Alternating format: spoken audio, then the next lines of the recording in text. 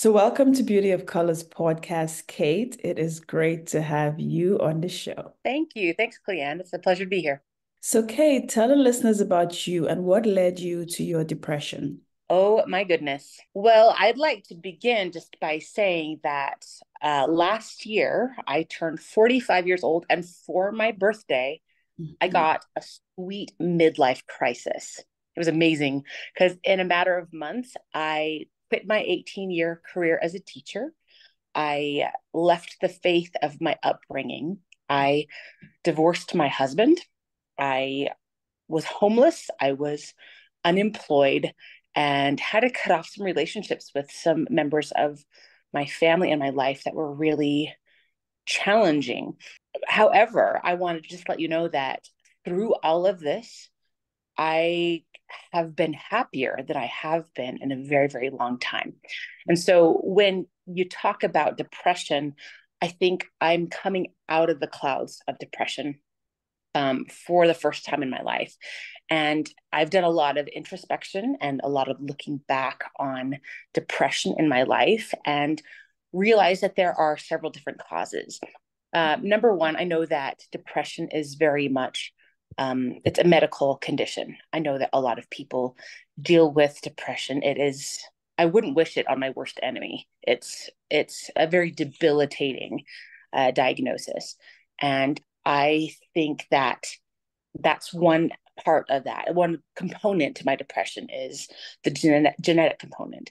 However, I also understand as a former educator and understanding child development that there are other factors that contribute to a person's depression. And in mine, I believe that some of the contributors that I had were being raised in a pretty verbally and emotionally abusive home where the parents, the people that are supposed to be loving you and nurturing you and raising you up, are attacking you because they don't have enough emotional intelligence themselves.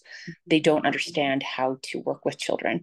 And so I was officially diagnosed with depression when I was 14 years old. However, I had lots and lots of symptoms prior to that. And part of me also believes, as I am deconstructing my faith, that another factor to the depression was also being in a very high demand religion where there were a lot of high expectations for myself that were impossible to meet. Mhm. Um, the idea in my religion was taught that it was important to try to look for perfection. Perfection was the goal, but that's impossible. Perfection can't be achieved in this life. And I think there's just this cognitive dissonance, this a lot of us call it mental gymnastics, trying to make sense of these these commandments, these restrictions that are very, very impossible to meet. And so going through all of these in my life really, really contributed to my depression and feeling of worthlessness that I wasn't good enough and never would be good enough. And so as a consequence, I had to do a lot of I had to go to therapy for a very long time, and I've been on and off medication because I mean there is a part of me that was I had a love hate relationship with medication because yes, it would help, but at the same time, I wanted to be the type of person that could do it on my own, you know. But I feel as though medication really can't help. Um, so does that answer your question as to Yes, yes, it a does. little bit of the contributor Yeah, of depression in life? yeah. Yeah. So, Kate, when did the depression start? Was it when you were a little girl? Because you said at 14, or was it younger than 14? 14 was when I got the official diagnosis. Oh, I was a freshman in high school when I was so depressed, and my mom took me to therapy for the first time, and that's when I started on some medications because I was very sad. mhm, I When I look back at my childhood, I don't see a happy go lucky child. mhm, I had a lot of deep insecurities. I sucked my thumb until I was 8 years old. mhm, I and I cried a lot.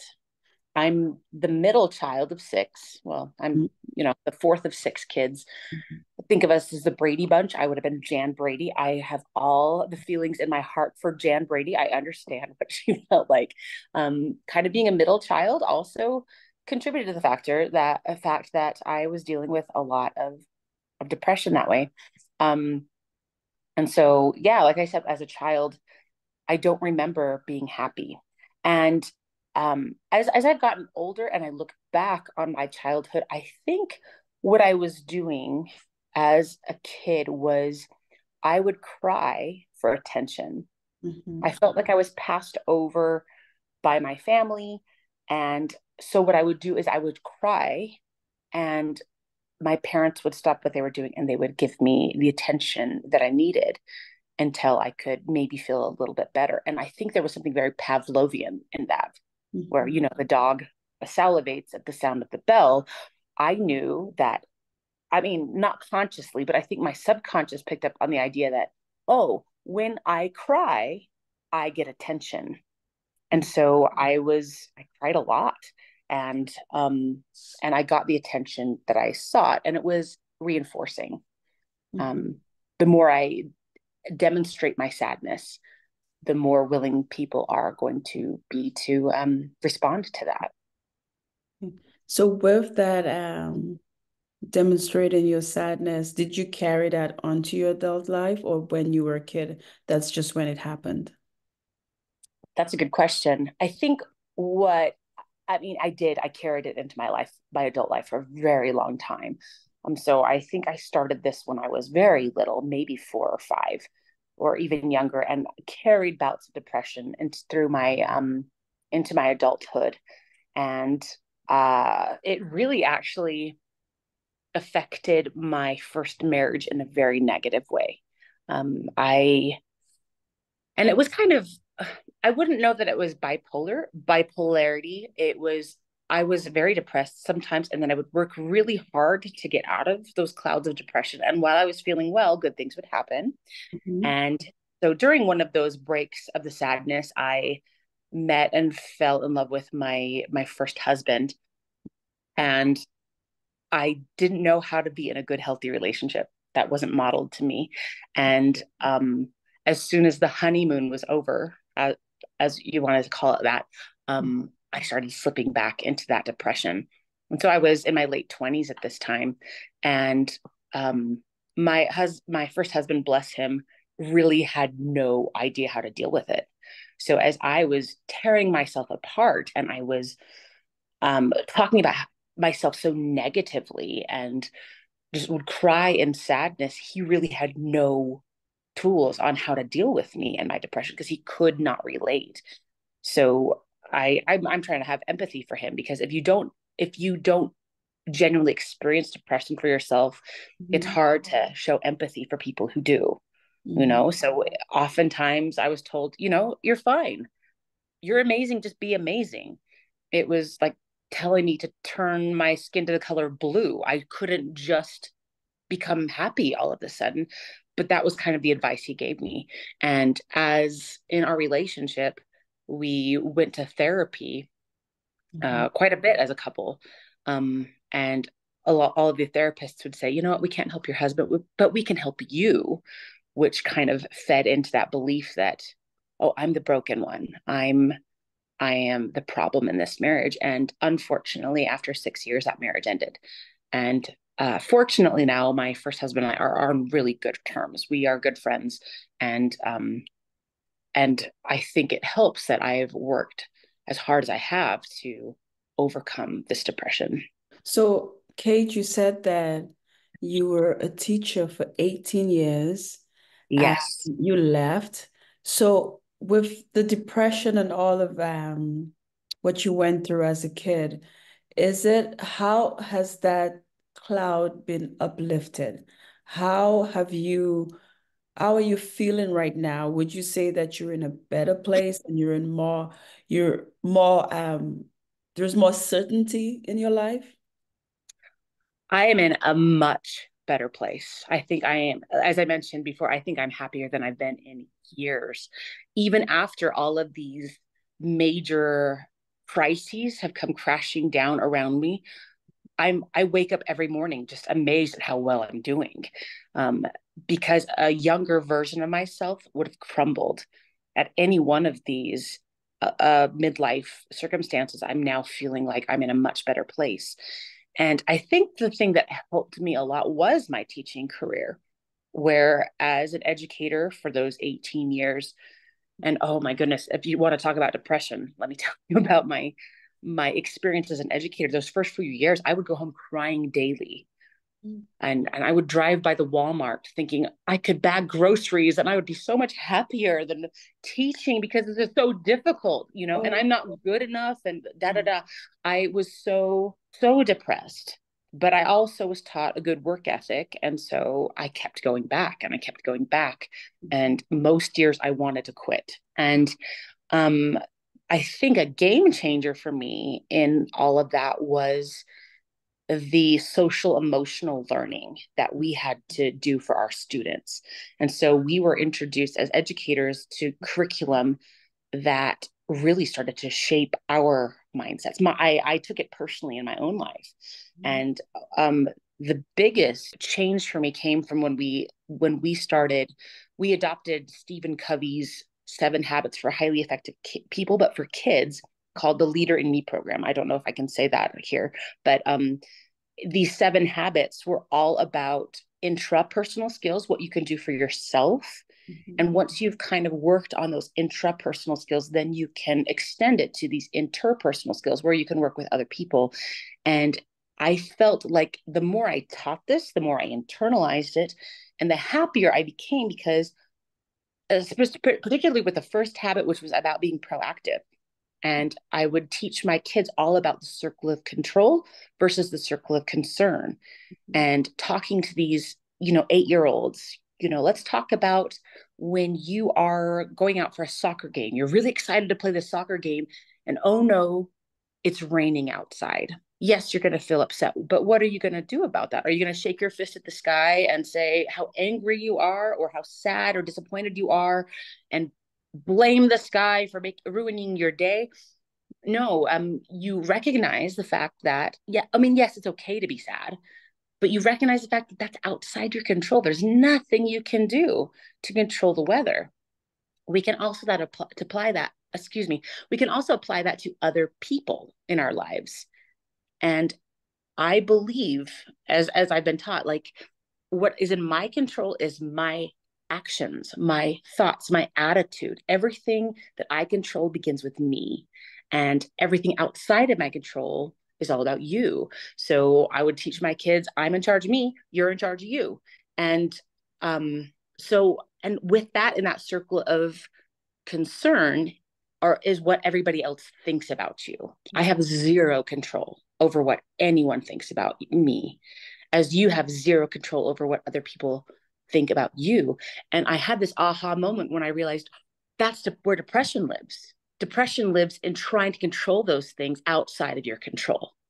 But once I learned to accept the fact that I can only control myself and I'm in charge of me and you're in charge of you, then things that used to bother me or used to make me sad or insecure just kind of like just melted off of me. And it took some work. It wasn't like it was an aha moment, but it still took work. It took practice. And another part of that social emotional learning that I loved was teaching kids about growth mindset versus fixed mindset. There's Carol Dweck does this amazing work on growth mindset and wrote the book called Mindset. And it's all about adopting that growth mindset where failure is not the end of the world, you know?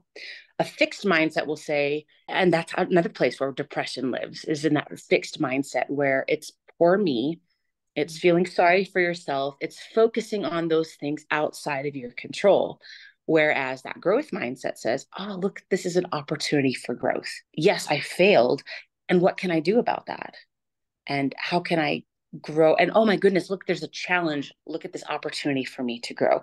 That was another component to this social emotional learning that I loved. And finally, I loved learning about the brain and learning about neuroplasticity and the research that goes into the study of the brain about how we can develop new neural pathways in our minds. And um, so I recognized in myself and in other people as well that, oh no, there is just such a strong neural pathway that's keeping those people, their minds in a place of depression. And however, the brain, although it's an organ, can be treated like a muscle. And Mm-hmm. as and this is something you teach, I mean, you have to teach your kids very explicitly in, I mean, I had to really work with them in something that they could visualize. So, just like you pump weights to build your muscles, it's the same that you do with your brain in your thinking. And you can, over time, develop more healthy neural pathways that aren't in such a depressive state. You're going to redirect your thoughts into something else. That really social emotional learning I am incredibly passionate about, and I would love to find a way to educate adults as well, because I mean, I would tell my students all the time, do you know how lucky you are? Do you know how lucky you are to learn these skills as kids at 8 years old, that things that I didn't learn until I was in my 30s? Do you Mm-hmm. see how lucky you are? and and it's a beautiful gift to educate people on and provide them with tools to deal with depression, because depression, yes, it's horrible, again, it's awful, I would not wish it on anyone, but the good news is it's a treatable condition. It's treatable. And as the same with anxiety and a lot of other disorders that people have, it's treatable. And it comes with work, it comes with effort, it comes with um, becoming more of a growth mindset, learning about the brain. But I do feel that it's something that can be overcome. So, Kate, have you thought of maybe writing a book, a memoir, or Absolutely. Absolutely. In fact, I'm in the process of writing one right now. This might oh, be like, okay. this is probably new for a lot of people who have me on podcasts. I am not a finished result in any way, shape, or form. I'm not coming on as a professional saying, look at me and my books and my podcast and my speaking. Mhm. I'm in the process right now. I'm a work in process. So yes, I am in the process of writing a book right now.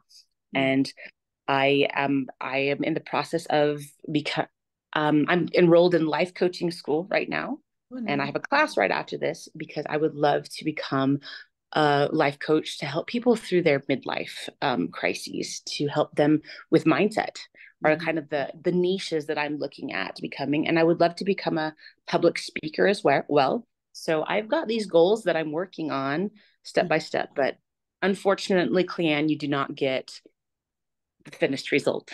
You get the work in progress. Yeah, sometimes it's just small habits to get to where you need to get Right. to, So you could do it. I like your energy, and when you do write your book, think of Beauty of Colors podcast so that you can come back and share your book Absolutely. with Thank us. you. Okay.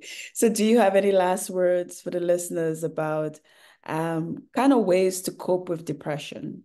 Ways to cope with depression. I would say number one is you need to validate yourself, to say, yes, I'm going through a really rough time right now. Mhm. And just as you would have compassion and empathy from someone else who's a friend who is going through depression, have that same kind of empathy and compassion for yourself. Yes, I'm going through a really rough time. I'd also encourage you to add an and to that and say, yes, I'm going through depression and it's treatable. And there are tools available to me to help me through this depression. And I can find people that can help me through this process. I'm so grateful for, oh, and that's another one, gratitude. Finding ways to be grateful for the gifts and the blessings in our lives. And as much as they stink at the time, some of those difficulties can be turned into lessons, and that we have the choice to be grateful for them as well. So that's just what I would like to emphasize with listeners. Okay, well, thank you, Kate, for being on Beauty of Colors podcast. Thank you so much, Cleanne. It was a pleasure.